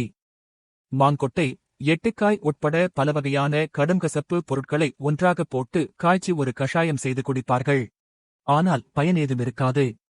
ஒட்டுமொத்தமாக ஊர்களே அழியாமலிருந்தமைக்கு காரணம் ஊர்களின் அமைப்புதான். கல்குளம் விளவங்கோடு பகுதிகளில் ஊர்கள் என்றால் 7-8 கரைகளின் தொகுப்பு என்று பொருள். பள்ளமான இடங்களில் ஓடைகளும் நீர்நிலைகளும் வயல்களும் இருக்கும். அவற்றின் நடுவே உயரமான மேட்டு நிலத்தீவுகளில் குடியிருப்புகள். அவற்றையே கரைகள் என்பார்கள். இருப்பதிலேயே மேடான கரையில் கோயிலும் உயர் சாதியினரின் வீடுகளும் இருக்கும். இன்னொரு கரையில் நாடார்கள். இன்னொன்றில் ஆசாரிகளும் கொல்லர்களும் வண்ணார்களும். இன்னொன்றில் புலையர் சாம்பவர் சேரிகள். ஒரு கரையில் காலரா வந்தால் அந்தக் கரையை முழுமையாக சூறையாடிவிட்டுச் செல்லும். அடுத்த கரைக்கு அது போவதற்கு நடுவே எப்படியும் 1 கிலோமீட்டர் தூரம் கடக்க வேண்டியிருக்கும் என்பதனால் மட்டுமே காலரா மட்டுப்பட்டது. சேரிகள்தான் மிக நெரிசலானவை. ஒரு வீட்டுக்கும் இன்னொரு வீட்டுக்கும் இடைவெளியே இருக்காது. ஒரு கௌரவமான கோழிக்கூடை விட சிறிய ஓலைக்குடில்கள். ஒருவர் வீட்டு தண்ணீர் இன்னொருவர் வீட்டுக்குச் செல்லும். மீன் செள்ளுகளும் குப்பைகளும் எங்கும் குவிந்து கிடக்கும். கோழிகளும் ஆடுகளும் எருமைகளும் மனிதர்களுடன் சேர்ந்து அங்கே வாழ்வார்கள். அத்தனை பேருடைய மலமும் அந்த இடைவெளிகள் முழுக்க மழை ஈரத்தில் கலங்கி மண்ணுடன் சேர்ந்து ஊறிக் கிடக்கும். மலப்புழுக்களின் வாழ்க்கை. அங்கே காலரா வந்தால் 10 நாளில் அங்கு வாழும் கிட்டத்தட்ட அத்தனை பேரும் செத்துக் கிடப்பார்கள். காலரா பரவுவதற்கான முக்கியமான காரணம் கிளாத்தி ட்ரைகந்தஸ் ஸ்ட்ரிகிலிஃபர் என்ற மீன்தான் என்று சாமர்வெல் கண்டுபிடித்தார். வைகாசி ஆனி மாத முதல் மழைக்காலம் முடிந்து ஆடித் தொடங்கியதும் இது கடலில் பெருமளவுக்கு கிடைக்க ஆரம்பிக்கும். ஆறுகள் கடலில் கொண்டு சென்று கொட்டும் சேற்று பரப்பில் முட்டை போடுவதற்காக இவை மிகப்பெரிய தேசங்கள் போல பெருகி வருகின்றன. அடர்த்தியான சேற்றில் திளைத்து அதில் உள்ள கழிவுகளை உண்கின்றன. அவற்றில் தோல்களாத்தி என்ற வகை பெருமளவில் கிடைக்கும். கருமையாக கிராஃபைட் பளபளப்புடன் அரசிலை வடிவில் பெரிய சிறகுகளுடன் இருக்கும். 70களில் ரப்பர் வருவது வரையாடி மாதம் குமரி மாவட்டத்தின் பஞ்சமாதம். வைகாசியில் நடவு வேலை முடிந்துவிடும். ஆனியில் முதல் களை எடுப்பும் முடிந்துவிட்டால் அதன்பின் ஆவணி பாதி வரை எந்த வேலையும் இருக்காது. வாழைகள் அப்போதுதான் இலை விரித்திருக்கும். வைகாசியில் நட்ட மரச்சீனி வேரோடி இருக்காது. சித்திரையில் காய்ந்து கரிந்த காட்டுக்கிழங்குகள் மெல்ல இலைவிரிக்க ஆரம்பித்திருக்கும். எந்நேரமும் சிறுசாரல் இருந்து கொண்டிருப்பதனால் எந்த வயலுக்கும் நீர் பாய்ச்சும் வேலை இல்லை. எந்த காயும் காய்க்கும் பருவம் அல்ல. பனைகளில் ஊற்றே இருக்காது. ஆகவே எங்கும் பெரும் பட்டினி பரவியிருக்கும். அப்போது மலிவாக கிடைக்கும் கிளாத்தியை மக்கள் கூட்டம் கூட்டமாகச் சென்று வாங்குவார்கள். அரைக்கால் சக்கரத்துக்கு 20-30 கிளாத்தி கிடைக்கும். அதை வாங்கி வந்து கைக்கு கிடைத்த காயுடனோ கிழங்குடனோ சேர்த்து வேக வைத்து உண்பார்கள். கிளாத்தியின் குடலிலும் இரைப்பையிலும்தான் காலரா கிருமிகள் இருக்கின்றன என்று சாமர்வெல் சொன்னார். ஆடி மாசத்தில் கட்டுக்கடங்காமல் பெருகும் ஈக்களால் அவை பரவுகின்றன. கிளாத்தியை உண்ணக்கூடாது என்று கிராமமாக சொல்ல லண்டன் மிஷன் சர்ச்சுகளுக்கு செய்தி போயிற்று. கிறிஸ்தவர்களுக்கு கிளாத்தி தடை செய்யப்பட்ட உணவு என்று சர்ச்சில் சொன்னார்கள். ஆனால் கிளாத்தியை உண்ணுவதிலிருந்து எவரையும் தடுக்க முடியவில்லை. அதிதீவிர கிறிஸ்தவர்களைத் தவிர பிறர் ரகசியமாகச் சாப்பிட்டார்கள். கிலாத்தியின் தோலையும் குடலையும் குழிதோண்டி புதையுங்கள் என்று பிரச்சாரம் செய்ய ஆரம்பித்தோம். சாமர்வெல் அதற்காக சர்ச்சுகள் தோறும் சென்று ஒவ்வொரு ஊரிலும் ஒரு குழுவை உருவாக்கினார். சர்ச்சுகளுக்கு வராத இந்துக்களும் முஸ்லிம்களும் வாழும் இடங்களுக்கு வீடு வீடாகச் சென்று அதை மக்களுக்கு எடுத்து சொன்னோம். அப்போதுதான் எனக்கு ஒன்று புரிந்தது. மிகப் பெரும்பாலான சாமானிய மக்கள் எதையும் கவனித்து உள்வாங்கிக் கொள்ளும் பழக்கத்தையே இழந்துவிட்டிருந்தார்கள். நாங்கள் எங்கள் பிரச்சாரத்தைச் சொல்லச் சொல்ல அவர்களின் கண்கள் முற்றிலும் காலியாக இருக்கும். அந்த கண்களுக்கு அப்பால் ஒரு ஆன்மா இருப்பதே தெரியாது. அவர்கள் அறிந்தவை முழுக்க இளமையில் அவர்களுக்குள் சென்றவை மட்டுமே. ஒவ்வொரு நாளும் ஒவ்வொரு கணமும் பசித்து பசித்து உணவென்று அலைந்து வேறு எண்ணங்களே இல்லாமலாகிவிட்ட மனங்கள். அவற்றுக்கு சொற்களை அர்த்தமாக்கிக் கொள்ளவே பயிற்சி இல்லை. 10 நாட்களில் அத்தனை பேரும் நம்பிக்கை இழந்துவிட்டோம். ஆனால் சாமர்வெல் ஒருபோதும் சோர்வு கொள்வதில்லை. அவரது நம்பிக்கை என்பது முழுக்க முழுக்க அவரது ஆன்மா மட்டுமே சம்பந்தப்பட்ட விஷயம்.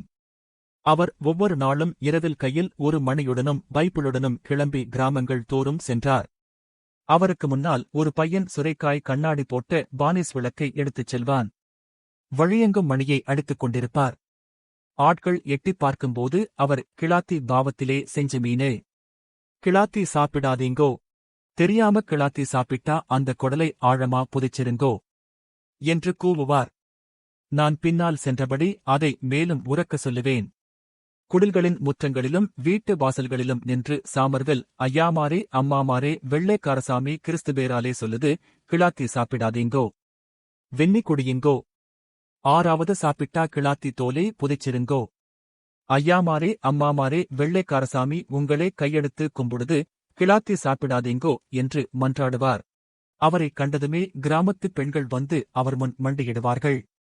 இந்துக்கள் கூட அவரை கும்பிட்டபடி அவர் கடந்து செல்வது வரை நிற்பார்கள். ஆனால் அவர் சொல்வதை எவருமே கேட்கவில்லை. ஆடி மாதம் பாதியில் மரண எண்ணிக்கை பிரம்மாண்டமாக ஆகியது. எங்கள் ஆஸ்பத்திரி முன்பு வைக்க இடமில்லாமல் பிணங்கள். வார்டுகளிலெல்லாம் தரையிலும் வராந்தாக்களிலும் கட்டில்களுக்கு இடையிலும் எங்கும் நோயாளிகள். சாமர்வெல் ஊரில் உள்ள அத்தனை பெருவட்டர்களுக்கும் கரை நாயர்களுக்கும் செய்தியனுப்பி குலை குலையாக இளநீர்களைக் கொண்டு வந்து குவித்திருந்தார். இளநீரை குருதியில் செலுத்துவது மட்டுமே ஒரே சிகிச்சையாக இருந்தது. கையில் இருந்த ஏதாவது பாக்டீரியாகுல்லியை கொடுப்போம். ஆனால் வந்தவர்களில் கொஞ்சமேனும் ஆரோக்கியம் உடையவர்கள் சிலரே. பஞ்சமாசத்தில் கண்டதையும் தின்று ஏற்கனவே பலமுறை வயிற்றோட்டமாகி மெலிந்து உலர்ந்தவர்கள்தான் அதிகம். குழந்தைகளும் முதியவர்களும் ஒரே நாளில் இறந்தார்கள். அதைவிட பரிதாபமாக இருந்தவர்கள் அன்னையர். கைக்கு கிடைத்தவற்றை எல்லாம் குழந்தைகளுக்கு கொடுத்துவிட்டு பட்டினி கிடந்து பேயுருவம் கொண்டவர்கள். ஆனால் அவர்கள்தான் கடைசியாக செத்தார்கள். அழுது கொண்டு நிற்கும் பிள்ளைகளை பார்க்கையில் அவர்களின் உயிர் பல மடங்கு ஆவேசத்துடன் உடற்கூட்டை பிடித்துக் கொண்டது என்று தோன்றியது. அதிகாலை முதல் மாலை வரை சாமர்வெல் ஆஸ்பத்திரியில்தான் இருப்பார். அங்கேயே சாப்பிடுவார். இருட்டியதும் அவர் விளக்குடனும் மணியுடனும் கிராமங்களுக்குச் செல்வார். மரணம் குளிர்ந்து விரைத்துக் கிடந்த சந்துகள், இருண்ட குடிசை வீடுகள் தோறும் அலைவார். மரணங்கள் அதிகரித்ததும் புதிய பொறுப்பு வந்து சேர்ந்தது. பெரும்பாலான இடங்களில் நோயாளிகளையும் சடலங்களையும் அப்படியே விட்டுவிட்டு மக்கள் கிளம்பிச் சென்று விட்டிருந்தார்கள். பல இடங்களில் குடிசைகளுக்குள் சடலங்கள் கிடந்து அழுகின. அவற்றை நாய்நரிகள் தின்று நீர்நிலைகளில் போட்டுவிட்டால் மரணம் பல மடங்காகிவிடும் என்று சாமர்வெல் சொன்னார். ஒவ்வொரு சடலத்தையும் கண்டுபிடித்து அடக்கம் செய்தாக வேண்டும் என்றார். மரணங்கள் அதிகரித்த போது நான் நடக்கும் என்று எதிர்பார்த்த ஒன்று நடக்கவில்லை. எங்கள் ஆஸ்பத்திரி ஊழியர்களிலேயே 2 பேர் காலரா வந்து இறந்தார்கள். மறுநாள் ஆஸ்பத்திரியை கூட்டவோ பெருக்கவோ கூட ஆளிருக்காது என்றே நான் நினைத்தேன். ஆனால் ஒவ்வொரு நாளும் ஆட்கள் வந்து சேர்ந்து கொண்டே இருந்தார்கள். ஒரு கட்டத்தில் ஆஸ்பத்திரி வேலையாட்களுக்காக சமைப்பதற்கு சர்ச்சுக்கு முன்னால் முற்றத்தில் பெரிய கொட்டகையே போட வேண்டியிருந்தது. அந்த நெருக்கடி நேரத்தில் விசுவாசம் மட்டுமே காவல் என்றான போது கண்ணெதிரே மனிதகுமாரன் வந்தது போல் தோன்றினார் சாமர்வெல். அவரது சொல் தேவ வசனமாகவே பார்க்கப்பட்டது. அவருடன் இருப்பதற்கென்றே தேடி வந்தார்கள். இரவில் சாமர்வெல் கையில் மணியுடனும் பைபிளுடனும் சடலங்களை தேடிச் செல்லும்போது அவருடன் 100கணக்கானவர்கள் கூடவே சென்றார்கள். இருபக்கமும் புதர்களிலும் ஓடைகளிலும் எல்லாம் மரணம் ஒளிந்திருந்து குளிர்ந்த கண்களால் பார்த்துக் கொண்டிருப்பது போன்ற பிரமை எழுந்தது. எப்போதோ ஒரு கட்டத்தில் அவர்கள் பாட ஆரம்பித்தார்கள். அவர்களுக்கு கற்பிக்கப்பட்ட கிறிஸ்தவ பாடல்கள்தான். இருகைகளையும் கூப்பியபடி கைகளை காற்றில் வீசியபடி உரத்த குரலில் சேர்ந்து பாடிக்கொண்டு செல்லும் அவர்களின் குரல்களும் நிழல்களும் கிராமத்தை கடந்து செல்வதை தூரத்தில் இருந்து கண்டவர்களும் கைகூப்பினார்கள். என் இயேசுவே, நேசனே, இதய வாசனே, என் தேவனே, வாருமே. எந்த நாளுமே எளிமையான மெட்டுக்களில் அமைந்த 4-5 பாடல்கள்தான். கிராமத்துக்குள் சென்றதும் பாடியபடியே ஒவ்வொரு வீடாகச் சென்று நிற்பார்கள். வீட்டில் ஆளிருந்தால் அவர்கள் தங்கள் வீட்டு முன் ஒரு விளக்கை கொளுத்தி வைத்துக் கொண்டு நிற்க வேண்டும். சாமர்வெல்லின் பஜனைக் குழுவைக் காண வீட்டில் இருக்கும் அத்தனை பேரும் வந்து முற்றத்தில் நிற்பார்கள். சாமர்வெல் தன் கையில் வைத்திருக்கும் சிறிய மரச்சிலுவையால் அவர்களின் தலையைத் தொட்டு ஆசீர்வாதம் செய்வார். காலரா பற்றிய அவரது உபதேசத்தைச் செய்வார். விளக்கில்லா வீடுகளுக்குள் நாங்கள் கைவிளக்குடன் உள்ளே சென்று பார்ப்போம். உள்ளே பிணமிருந்தால் முன்னரே தெரியுமளவுக்கு தெரிவிட்டிருந்தோம். எலிகளின் ஒலி கேட்கும். அசாதாரணமான ஒரு நாற்றம் இருக்கும். அழுக ஆரம்பிக்காத பிணமே கூட வாய்திறந்து அந்த நாற்றத்தை அனுப்ப ஆரம்பித்திருக்கும். இரைப்பையில் இருந்து கிளம்பும் மீத்தேன் நாற்றம் அது என சாமர்வெல் சொன்னார். கெட்டித் துணியை 2 மூங்கில்களில் கட்டி உருவாக்கிய தூளிஸ்திரிச்சரில் பிணத்தை ஒரு குச்சியால் நெம்பி உருட்டி ஏற்றுவோம். அதைச் சுமந்தபடி இருவர் கிளம்பிச் செல்ல இருவர் அவர்களுக்கு விளக்குடனும் கம்புடனும் கூடச் செல்வார்கள். கடைசியில் சில சமயம் சாமர்வெல்லும் அவரது துணையாக நானும் மட்டுமே இருப்போம். அதேபோல மணியை அடித்துப் பாடியபடி சாமர்வெல் சென்று கொண்டிருப்பார். இத்தனை மக்களும் கூடவே வராமல் போனாலும் அவர் செல்வார். அவர் எப்போதுமே தனியாகத்தான் இருந்தார். அவருடன் அவர் கண்ணுக்கு படும் துணையாக மனிதகுமாரன் இருந்திருக்கலாம். கடைசியாக கிருஷ்ணன் கோயிலுக்கு முன்னால் உள்ள வீடுகளுக்குச் சென்றோம். பெரிய ஓட்டு வீடுகள். வழக்கத்தை விட அதிகமாகவே அங்கே பலிகள். வீடுகளுக்கு முன்னால் குத்துவிளக்கு ஏற்றி வைத்து குடும்பத்தினர் காத்திருந்தார்கள். சாமர்வெல் ஒவ்வொரு வீட்டு முன்னாலும் நின்று உரக்க ஜெபம் செய்து ஒவ்வொருவரையும் சிலுவையால் ஆசீர்வாதம் செய்தபின் காலரா பற்றி சொன்னார். ஆஸ்பத்திரிக்கு அரிசியும் தேங்காயும் இளநீரும் கொண்டு வந்து கொடுக்கும்படி வேண்டிக் கொண்டார். கடைசி வீட்டையும் தாண்டினோம். நான் நிற்க முடியாதபடி களைத்திருந்தேன். இரவு 2 மணி தாண்டியிருக்கும். 20 மைலாவது நடந்திருப்போம். உணவோ தண்ணீரோ உள்ளே சென்று 7 மணி நேரம் ஆகியிருந்தது. இனிமேல் 3:30 மணிக்குத்தான் ஆஸ்பத்திரிக்குச் செல்ல முடியும். திண்ணைகளில் கிடைத்த இடத்தில் அப்படியே விழுந்து நான் தூங்குவேன். சில சமயம் ஒலைப்பொட்டலங்களில் கட்டப்பட்டு பிணங்கள் அருகே வரிசையாக இருக்கும். பிணம் நடுவே விழித்தெழுவேன். ஆனால் நான் காலை 6 மணிக்கு எழுந்து ஈரச்சாக்கு போல கனக்கும் உடலையும் சுழலும் தலையையும் சுமந்தபடி வார்டுக்குச் சென்றால் அங்கே சாமர்வெல் நோயாளிகளை பார்த்துக் கொண்டிருப்பார். சாமர்வெல் நின்று ஒரு வீடு விட்டுப் போச்சு என்றார். நான் சலிப்புடன் இல்லை, எல்லா வீடும் பார்த்தாச்சு என்றேன். எனக்கு எல்லா வீடும் தெரியும். ஒரு வீடு விட்டுப் போச்சு என்று அவர் திரும்பி நடந்தார். வாழ்க்கையில் முதல் முறையாக நான் அவரை வெறுத்தேன். இந்த வெள்ளைக்கார கிறுக்கனுடன் வாழ்ந்தால் என் வாழ்க்கையும் அர்த்தமில்லாமல் அழியும் என்று எண்ணினேன். திரும்பிச் செல்ல நினைத்து அதே இடத்தில் நின்றேன். ஆனால் சாமர்வெல் ஒருமுறை கூட திரும்பி பார்க்கவில்லை. யார் வருவதும் வராததும் அவருக்கு ஒன்றே. நான் வேறு வழியில்லாமல் அவரை தொடர்ந்து சென்றேன். ஆம், 4 நாட்களுக்கு முன்னால் அந்த வீட்டுக்கு வந்திருந்தோம். அங்கே வாசலில் விளக்கு எரியவில்லை.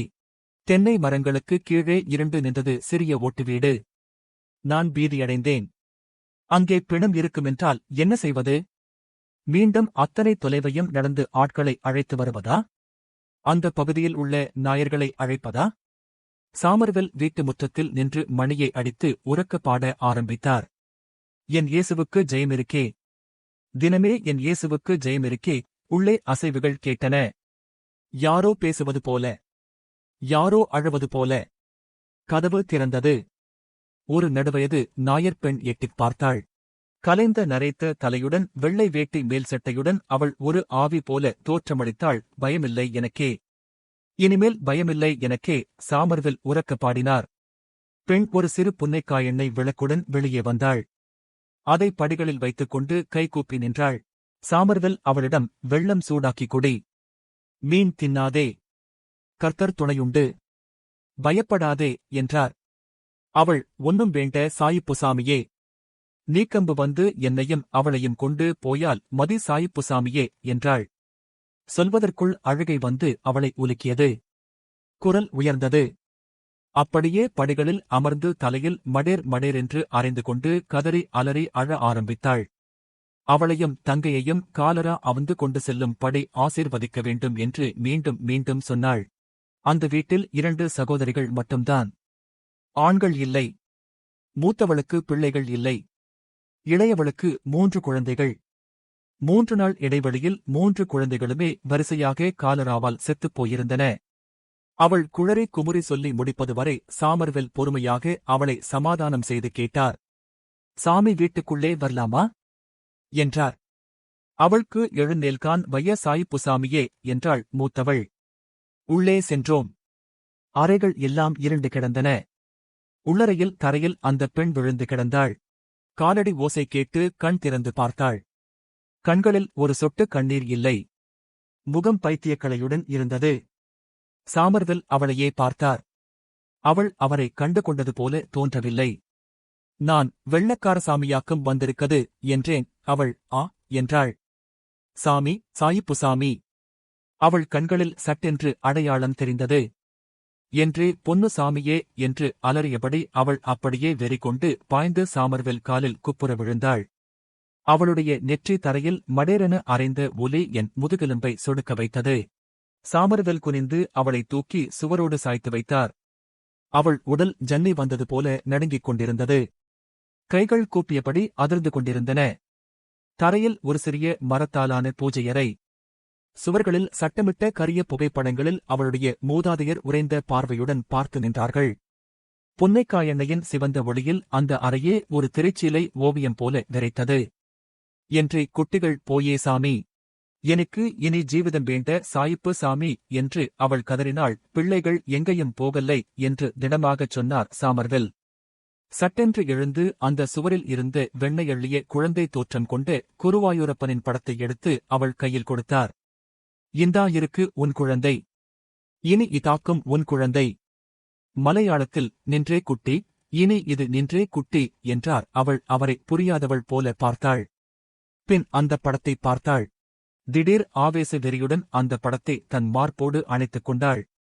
அந்த கண்ணாடிச் சட்டமே உடைந்து தெரிக்கும் என்பது போல இறுக்கிக் கொண்டாள். சாமர்வெல் அவள் தலைமேல் கையை வைத்துவிட்டு இறங்கி வெளியே சென்றார். என்னால் அவரை தொடர முடியவில்லை. என் கால்கள் தளர்ந்திருந்தன. படிகளிலும் வெளிவாசலிலும் நான் தடுக்கினேன். மணியை அடித்தபடி நிமிர்ந்த தலையுடன் திடமான கால்வைப்புகளுடன் சாமர்வெல் சென்று கொண்டிருந்தார். நான் தள்ளாடியும் தடுமாறியும் பின்னால் சென்றேன். கனத்த அடிபட்ட மெல்லிய சருமம் போல என் மனம் தாழ முடியாத வலியால் விம்மித் தெரித்தது. இருட்ட கனமாக ஆகி என்னை நடக்க முடியாதபடி தடுத்தது. அப்போது என் எதிரே நான் அவரை கண்டேன். நீளமான வெண்ணிற அங்கி இருளில் மெல்ல அலைபாய்ந்தது. உலக துக்கம் முழுக்க நிறைந்த பேரழகுடன் விழிகள் என்னை பார்த்தன. நான் குளிர்ந்து உறைந்து ஒரு கற்பாறை போல நின்றுவிட்டேன். அவர் ஒரு ஓலைச்சிலுவை சிலுவையை என்னை நோக்கி நீட்டினார். காய்ந்த ஓலைச்சிலுவை. பிள்ளைகள் விளையாடுவதற்காக செய்து வீசியது. அவரது புன்னகையைக் கண்டு பரவசத்துடன் நான் செயலிழந்து நின்றேன். இது உனக்காக என்று அவர் சொன்னார். தேவாலய வாத்தியத்தின் இசையே குரலானது போல. நான் அதை வாங்குவதற்காக கை நீட்டிச் சென்றதும் கால் தள்ளாடி முன்னால் விழுந்தேன். அந்த ஓலைச்சிலுவையும் கீழே விழுந்தது. மண்ணில் இருந்து அதை பொறுக்கிக் கொண்டு நிமிர்ந்தேன். என் முன் அவர் இல்லை, ஆனால் அவர் இருந்ததன் மெல்லிய ஒளி மிச்சமிருந்தது. அப்போதுதான் நான் கண்டதென்ன என்று உணர்ந்தேன். அந்த ஓலைச்சிலுவையை என் நெற்றிமேல் சேர்த்து மாறி மாறி முட்டிக்கொண்டு கண்ணீர் மர்பில் கொட்ட, உடம்பின் அத்தனை மயிர்கால்களும் சிலிர்த்து எழுந்து நிற்க, தரையில் மண்டியிட்டு என் உடலே வெடிக்கும் வேகத்துடன் எனக்குள் கூவினேன். என் தேவனே, என் இயேசுவே, என் மீட்பனே, என் ஐயா, இதோ உனக்கு நான். உனக்கு நான். என் தேவனே. தூரத்தில் சாமர்வெல் சென்று கொண்டிருந்தார், எனக்கு வெகுதூரம் முன்னால். இந்த வாசிப்பை கேட்டதற்கு நன்றி.